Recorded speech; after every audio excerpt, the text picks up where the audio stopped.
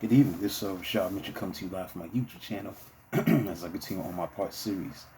The week that was college football history review, the 1968 college football season. So now I'll be talking about the games that were played on October the 5th, 1968. This is week 3. Let's get into it. Syracuse upset number 9, UCLA 20-7.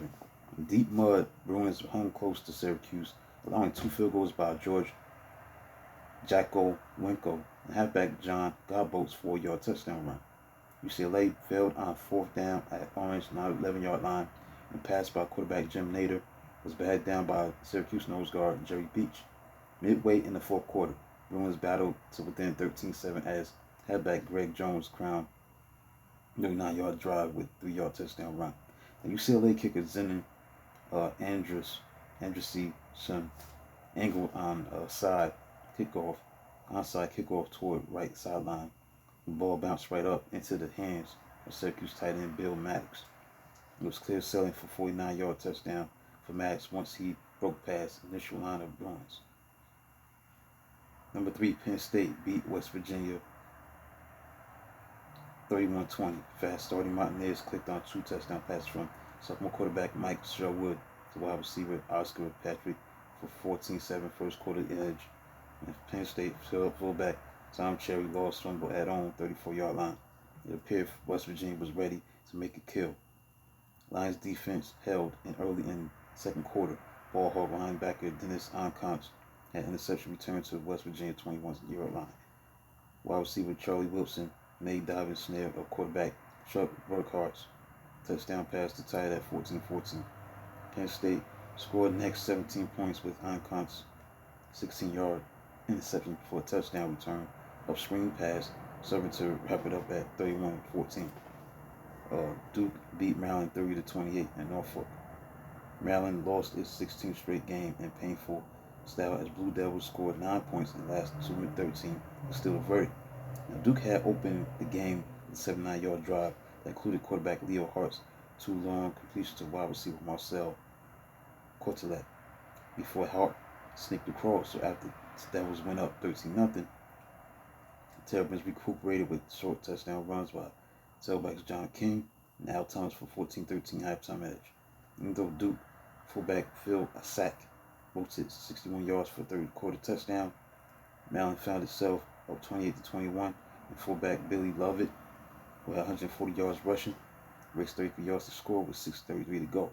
So Blues quarterback Dave Trice scored a touchdown by the tight end Jim Dirf, dropped 2-point pass to stay behind by 1 point. Despite having already gained 268 yards rushing, Terps lost 3 yards, pointing to Duke 36-yard line.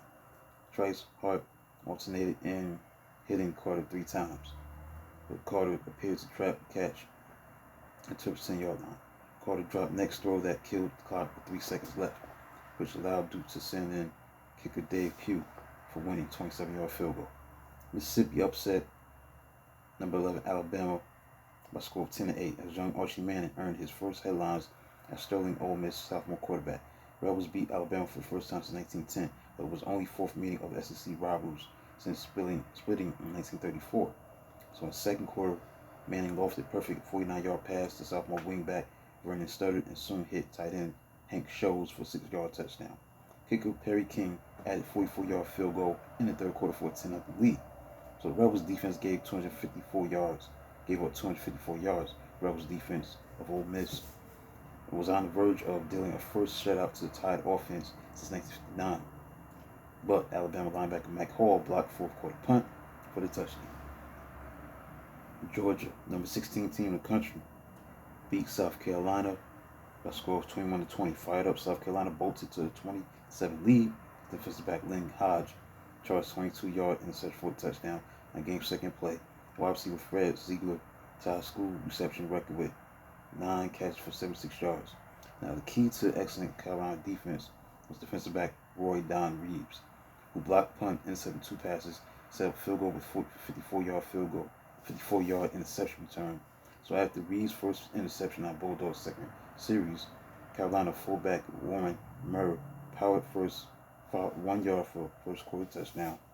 Murray was soon lost to hip pointer, so kicker Billy Dupree Colorado's first soccer stylist, nailed field goals of 42 and 23 yards for 20-7 halftime lead. Georgia rallied nicely in the second half as fullback Brad Johnson scored his second touchdown from 1 yard line in third quarter, and quarterback Mike Cavan pitched 23 yards to tight end Dennis Hughes, ran 14 yards and tossed 15 yards to tight end. 14-yard touchdown to tailback Kent Lawrence for the game winner midway in the fourth quarter. So winning point for Bulldogs was told by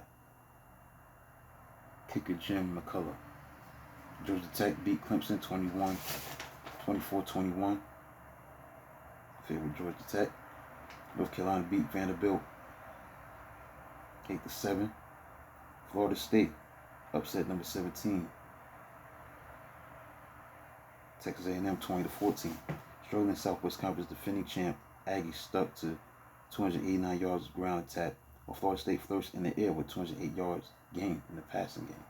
Difference was 4 missed Texas A&M field goals, countered by 27 40-yard field goal makes in second and fourth quarters by sharp Seminoles kicker Grant Guthrie. Another fact that developed was bad game for Aggie passing ace quarterback Ed Hargett, who had 61 yards passing and 4 interceptions on 6 of 24 passing, who was blitzed to distraction and frequently collared by FSU defensive end Ron Wallace.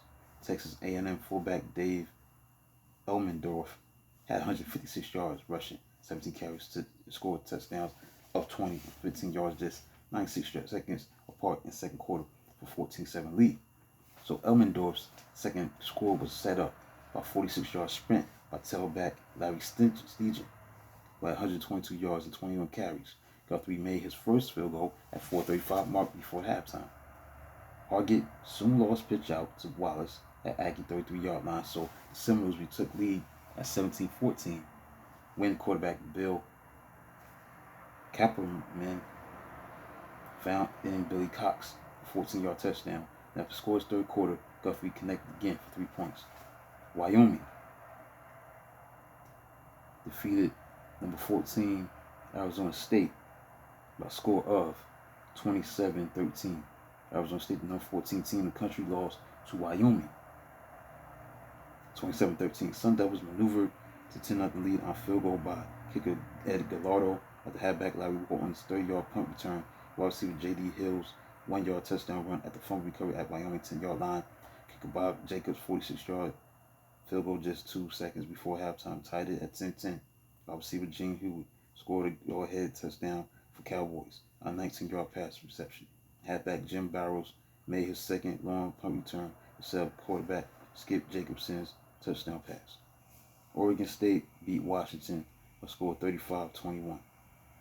And finally, Southern California, number 2 team in the country, beat number 13 Miami 28-3. In previous 2 games, Miami had allowed only a total of 112 yards rushing. Looked good early against ace Southern California tailback O.J. Simpson, who advanced only 14 yards on his first 8 tries, but the Trojans eventually aimed O.J. Simpson, who had 38 carries for 163 yards, 2 touchdowns away from superb Hurricanes defensive end Ted Hendricks for fun and profit.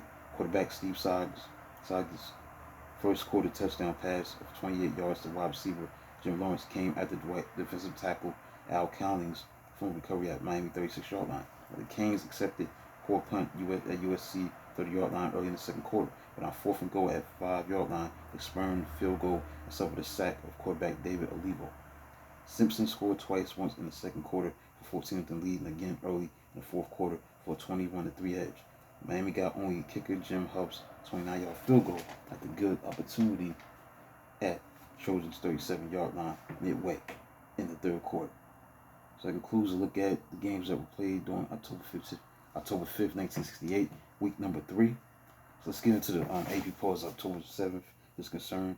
Purdue was number 1, number 2 Southern California, 3 Penn State, 4 Ohio State, 5 Notre Dame, 6 Kansas, 7 Florida, Louisiana State, number 8, number 9 Nebraska, number 10 Tennessee, Houston, 11, Michigan State, 12, number 13 Mississippi, 14 Arkansas, 15 Syracuse, 16 California, 17 Georgia, 18 Stanford, number 19 Florida State, and last but not least, Oregon State was 20. So that concludes a look at the week that was college football history review, 1968 college football season, week 3 for the games that were played on October the 5th, 1968. Please like, subscribe to the channel. Do avail this magnitude tomorrow. Until then, talk to you soon.